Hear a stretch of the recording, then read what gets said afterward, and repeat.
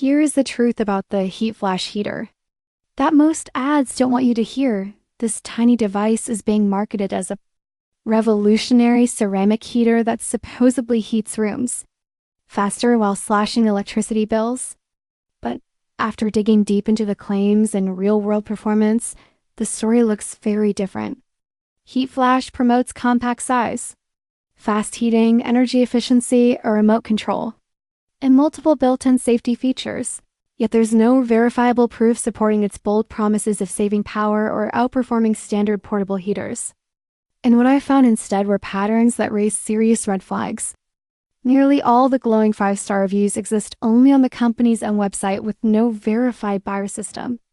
While independent feedback paints a much more mixed picture, customers frequently report weak heating power that barely warms small spaces, inconsistent temperature output, and quality that doesn't match the premium price tag. What's more concerning is that the same exact heater can be found wholesale from Chinese suppliers for around $5, meaning HeatFlash is simply a rebranded dropshipping product resold for $50 to $70, using aggressive marketing tricks like countdown timers, almost sold-out warnings, and massive fake discounts to push impulse purchases.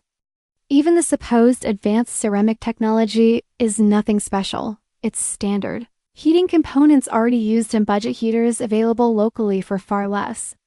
On top of that, there are recurring complaints about unauthorized extra charges, appearing after checkout, and major issues when trying to get refunds or return the product, with many buyers stating that returns were refused outright or customer service vanished after payment.